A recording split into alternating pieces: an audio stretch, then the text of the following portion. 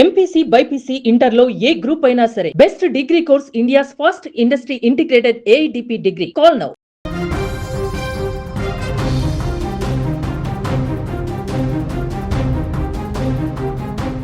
హైదరాబాద్లోని బోర్బండలో car బీభత్సానికి retired ఉద్యోగి బలయ్యాడు.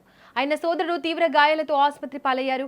పోలీసుల కథనం ప్రకారం బోర్బండ సైట్ నెంబర్ 2కు చెందిన నవాజ్, ఫాతిమా నగర్, కార్మిక నగర్ ప్రాంతాలకు చెందిన ఇద్దరు మైనర్లు ఎస్ఆర్ నగర్లోని ప్రైవేటు కళాశాలలో ఇంటర్ ద్వితీయ సంవత్సరం చదువుతున్నారు.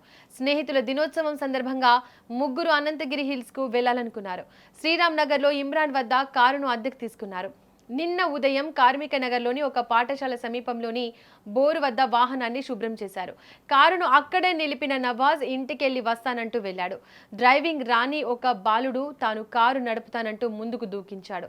వేగం పెరగడంతో కంగారు పడిన ఆ బాలుడు వీధిలో నిలిపిన 7 ద్విచక్ర వాహనాలను ఢీకొడుతూ ముందుకెళ్లాడు. ప్రమాదాన్ని గమనించిన మరో బాలుడు కారు నుంచి దిగి వెళ్లిపోయాడు. ఈ కంగారులో బ్రేక్కు బదులు యాక్సిలేటర్ నొక్కడంతో కారు వేగం పెరిగింది. అదే సమయంలో కార్మిక నగర్కు చెందిన అన్నదమ్ములు రాజ్ కుమార్, ప్రభాకర్ బైక్పై చర్చికి బయలుదేరారు. ఎదురుగా దూసుకొస్తున్న కారును తప్పించుకునే ద్విచక్ర వాహనాన్ని మరింత పక్కకు పోనిచ్చారు. అయినా ఫలితం లేకుండా పోయింది. అప్పటికే దూసుకొచ్చిన కారు ద్విచక్ర వాహనాన్ని ఢీకొట్టి ఈడ్చుకుంటూ వెళ్లింది. 6 చక్రాల కింద నలిగిపోయిన రాజ్ కుమార్ మృతి చెందారు. తీవ్రంగా గాయపడిన ప్రభాకర్ ను స్థానికులు మాదాపూర్లోని ప్రైవేట్ ఆసుపత్రికి తరలించారు. సహాయ చర్యల్లో ప్రమాదానికి కారణమైన బాలుడు పాల్గొని మెల్లగా జారుకునే ప్రయత్నం చేయగా స్థానికులు పట్టుకున్నారు.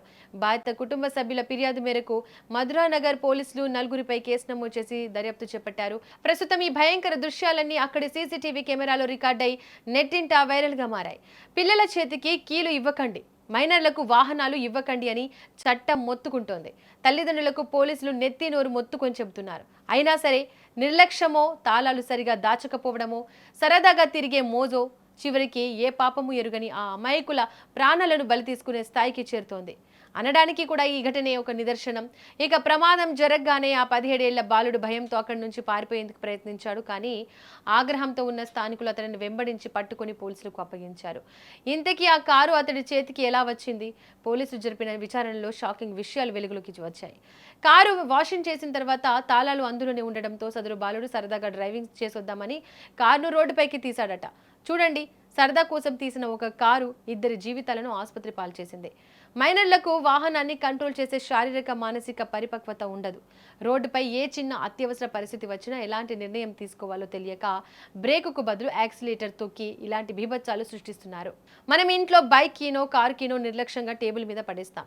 మా వాడు తెలివైనోడేలే, నెమ్మదిగానే నడుపుతాడు అని కొందరు తల్లిదండ్రులు మురిసిపోతుంటారు. కానీ గుర్తుంచుకోండి, చట్టం ప్రకారం 18 ఏళ్లు నిండకుండా డ్రైవింగ్ చేయడం నేరం మాత్రమే కాదు, ఇదొక సామాజిక నేరం. మీరిచ్చే చిన్నకి ఒక కుటుంబం సంతోషాన్ని తుడిచిపెట్టేయగలదు.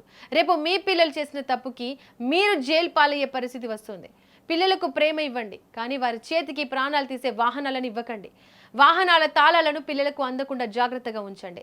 సరదా వేరు, బాధ్యత వేరు అని వారికి చిన్నప్పటి నుంచే నేర్పించండి. లైసెన్స్ వచ్చే వరకు, రోడ్డు నిబంధనలు పూర్తిగా తెలిసే వరకు వాహనాలు ఇవ్వబోమని స్పష్టంగా చెప్పండి. రోడ్డుపై వెళ్లే ప్రతి ఒక్కరికి వారి వెనక ఒక కుటుంబం ఉంటుంది. మీ చిన్న నిర్లక్ష్యం ఇంకొకరికి కంటి చూపునో, కాళ్లను లేదా ప్రాణాన్నో తీసే హక్కు ఎవరికీ లేదు. మారాల్సింది చట్టాలు మాత్రమే కాదు, మన ఇళ్లలోని పెంపకం. ఇక ఈ వీడియోపై మీ అభిప్రాయాన్ని కామెంట్ చేయండి.